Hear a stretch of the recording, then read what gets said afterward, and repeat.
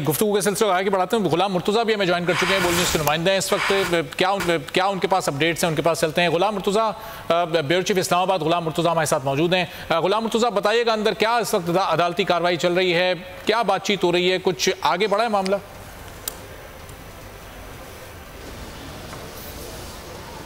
जी, जिस तरह से ये समाअत जारी है, बहुत ही अहम और हसास नौइयत का केस है। इसमें अटॉर्नी जनरल ऑफ पाकिस्तान जो हैं वो अपना जो है हुकूमत का वो आगाह कर रहे हैं। उन्होंने बताया है कि सदर पाकिस्तान किस आर्टिकल के तहत चीफ ऑफ आर्मी स्टाफ का तकर्रर करते हैं और उनकी जो तौसी है उस हवाले से उन्होंने जो कल नोटिफिकेशन जारी किया है उस हवाले से भी अटॉर्नी जनरल ऑफ पाकिस्तान जो हैं उन्होंने बताया। इसके साथ इस्तफसारात हैं मुख्तलफ जो कि चीफ जस्टिस ऑफ पाकिस्तान की जानिब से किए जा रहे हैं। उनसे पूछा जा रहा है कि क्या कल जो समाअत हुई थी और उसमें जो पॉइंट आउट की गई थी खामियां, क्या आप उनको तस्लीम करते हैं? और लेकिन ये इस हवाले से कोई जवाब जो है अटॉर्नी जनरल ऑफ पाकिस्तान की जानिब से नहीं दिया गया। जब उनसे ये सवाल दोबारा से पूछा गया कि क्या वो खामियां जो दूर की गई हैं वो किस वजह से दूर की गई हैं, तो उन्होंने कहा कि इस हवाले से जो इन्फॉर्मेशन है वो हुकूमत के पास है, मज़ीद गाइडेंस जो है वो लेते हैं। लेकिन अदालत ये मुसर है इस बात के ऊपर कि वो बताएं कि इससे पहले जो तरीक़ाकार ओरिजिनल तरीक़ाकार जो है उसको फॉलो क्यों नहीं किया गया था और काबीना अरकान में से तमाम अरकान जो हैं उन्होंने इसकी मंजूरी क्यों नहीं दी थी। सर्कुलेशन के हवाले से भी कहा गया है कि समरी सर्कुलेशन क्यों नहीं की गई। और ये इस्तफसारात हैं मुख्तलफ जिसके हवाले से हुकूमत जवाब दे रही है। अटॉर्नी जनरल ऑफ पाकिस्तान जो हैं वो बता रहे हैं अदालत को कि जो एम्बिग्यूटीज़ रह गई थी, जो प्रोसेस में तब्दीली करनी थी, जो रूल्स में तरमीम करनी थी, वो हमने कर ली हैं और गुज़िश्ता रोज़ इस हवाले से प्रॉपर एक तरीक़ाकार जो है हंगामी काबीना की मीटिंग में ये मुकम्मल कर लिया गया है। ये भी इस्तफसार किया गया था कि एक जो रिटायर्ड जनरल हैं क्या वो चीफ ऑफ आर्मी स्टाफ रह सकते हैं, लग सकते हैं इस हवाले से, क्योंकि अदालत ये चाहती है कि इस मामले पे जो है बुनियादी क्वेश्चन ऑफ लॉ उसको देखे और क्वेश्चन ऑफ फैक्ट्स को सामने रखते हुए ये डिसाइड करे कि किस तरह से ये काम हो सकता है और क्यों इसकी ज़रूरत पड़ती है और क्या जो इस वक्त ये किया गया है इसमें कितना जो तरीक़ाकार है और आइन के मुताबिक उसको फॉलो किया गया है। क्योंकि ये सेट प्रिंसिपल नहीं है, इससे पहले भी इस तरह से होता रहा है। लेकिन कल जो सेक्शन 255 है उसको अमेंड किया गया था, उसमें एक्सटेंशन का वर्ड जो है वो शामिल कर दिया गया था। टर्न्योर पोस्ट का एक्सटेंशन टर्न्योर जो है वो शामिल किए गए थे 2 अल्फाज। तो इन अल्फाज की मुनासिबत से भी देखना होगा अदालत को कि वो किस तरह से इस नोटिफिकेशन को देखते हैं। सवाल इस वक्त जो अदालत के रूबरू है वो इस क्वेश्चन ऑफ लॉ का है कि क्या आइन इस बात की इजाज़त देता है या नहीं देता है। ये मुकम्मल तौर पे केस इस तरफ जा रहा है जैसे अदालत ये चाह रही है कि वो इस क्वेश्चन ऑफ लॉ को हल कर दे ताकि आइंदा किसी भी हवाले से कोई भी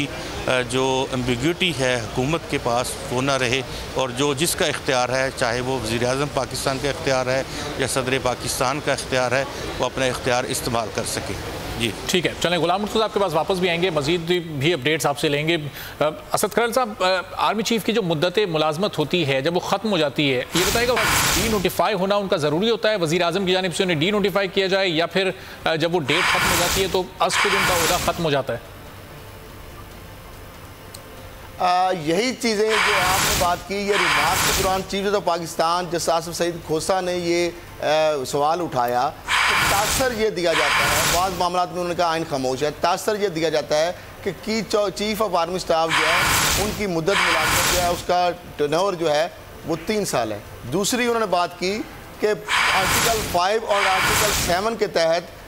माजी में कुछ आर्मी चीफ खुद कोई एक्सटेंशन देते रहे लेकिन उनको किसी ने नहीं पूछा। 2 चीज़ें। तीसरी उन्होंने कहा कि बाद जो है वो 10-10 साल भी रहे और उन्होंने कहा कि ये जो चीज़ें सामने आई हैं हम चाहते हैं कि ये चीज़ें आइंदा ना हो, तो हम चाहते हैं कि ये बेहतरी हो। जहाँ आइन खामोश है उसके हवाले से जो इम्यूनिटीज़ हैं ان کو دور ہونا چاہتا ہے فیوچر یہ ان کی طرف سے یعنی ایک ہے۔ دوسرا یہ ہے کہ اٹارنی جنرل آف پاکستان نے جو کل جو دستاویزات پیش کرنے کے والے سے بات کی گئی ہے اس میں جو یس کے والے سے کچھ کے لکھا پا انتظار کے والے سے بات آئی، اب کابینہ کی جو نئی جو انہوں نے کہا کل ہم نے جو دستاویزات دیکھی ہیں اس میں یس کا لکھا تھا، آج کابینہ کے والے سے نئی منظوری کیونکہ جو اسد عمر کے اپنے حوالے سے پیچھے بات کی تھی، یہ چیف جسٹس نے اس پہ سوال اٹھایا تھا کہ یس کا مطلب اٹارنی جنرل صاحب نے یہ تشریح کرنے کی کوشش کی کہ ہاں کا مطلب یہ ہے کہ وہ ایکسیپٹ ہے، تسلیم ہے، یس کا مطلب۔ تو انہوں نے کہا کہ یہ آپ اس طرح یہ کہہ سکتے ہیں، اٹارنی جنرل کا یہ آرگومنٹ تھا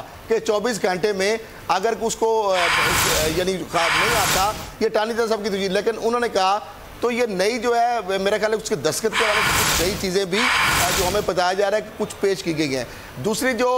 اٹارنی جنرل پاکستان نے جو ریمارکس یہ کیس میں ہیرنگ ہو رہی ہے اس پہ تبصرے سے پہلے تھوڑا سا پہلے ہمیں جو ریمارکس ہو رہے ہیں ہمیں اس پہ پہلے رہنا چاہیے، اس کے اوپر تبصرہ یا جو ابھی پروسیڈنگ ہو رہی ہیں۔ باقی جو یونیفارم پالیسی ہے اس کے حوالے سے تو ایک علیحدہ سے بات ہے۔ آرمی چیف کی تقرری کا جو یہ جس طرح ہم بتا رہے ہیں، میں کہ تھوڑا سا اگر پہلے یہ بات کر لیں پھر توسیع کا کہاں لفظ لکھا ہے، جنرل خود کو توسیع دیتے رہے، یہ وہاں پہ سوال جو اٹھ رہے جو آپ ابھی میں نے پہلے آپ کو بتائے، اب آپ یہ سوال سامنے آیا ہے تو آپ اس معاملے کو دیکھیں گے، میں کہ یہ بہت بڑی اچھی بات ہے، آج معاملہ دیکھیں گے تاکہ آئندہ بہتری آئے، یہ چیزیں تو پاکستان کہہ رہے ہیں تاکہ آئندہ کے لیے کوئی بہتری، یہ جو ایک بڑی ایک بات ہے، آرمی چیف کی تقرری سے مسئلہ حل نہیں ہوگا، یہ چیف جسٹس منصور علی شاہ صاحب کہہ رہے ہیں، تو قانون میں آرمی چیف کی مدت کا تعین کیوں نہیں؟ جسٹس منصور علی شاہ، اب آرمی چیف کی مدت میں توسیع کا کہاں لکھا ہے جسٹس منصور علی شاہ صاحب؟ تو یہ جو ابھی میں ریمارکس لیے بتا رہا ہوں، جنرل خود کو توسیع دیتے رہے، کسی نے نہیں پوچھا چیف جسٹس آف پاکستان۔ اب یہ جو ریمارکس جنرل 10 سال تک توسیع لیتے رہے، یہ چیف جسٹس آف پاکستان کی جانب سے جو ریمارکس سامنے آ رہے ہیں، پھر آج معاملہ دیکھیں گے، یہی بات میں کہہ رہا ہوں کہ یہ چیزیں جو ہو رہی ہیں، پھر اس میں آرٹیکل جو ہے یہ جو تقرری کے والے سے ہے، اٹارنی جنرل نے یہ بتایا کہ اس کے تحت supreme commander president of Pakistan ہے اور آرمی چیف سروسز جو جتنے بھی تینوں چیف ہیں ان کو پرائم منسٹر کی ایڈوائس پہ وہ نوٹیفائی کرتے ہیں۔ یہی چیزیں روٹ غلطیاں ہوئی ہیں، حکومت نے کہیں بھی یہ نہیں کہا کہ غلطی تھی، ایک طرح وہ کہہ رہے نہیں کہہ رہے لکھ کے، لیکن کورٹ یہ کہہ رہی کہ ایک آپ مان بھی رہے ہیں، کریکشن کر بھی رہے ہیں، لیکن منہ سے کہنے کے لیے تیار نہیں۔ کابینہ کے ارکان سے مقررہ وقت میں وہی عدالت نے آپ کی دستاویز کو دیکھ کر حکم دیا تھا، کیونکہ جو دستاویزات کل پرسوں اس میں تبدیلی بہت ساریاں چیزیں نہیں آئی ہیں، تو آرمی چیف کی تقرری سے مسئلہ نہیں جو اس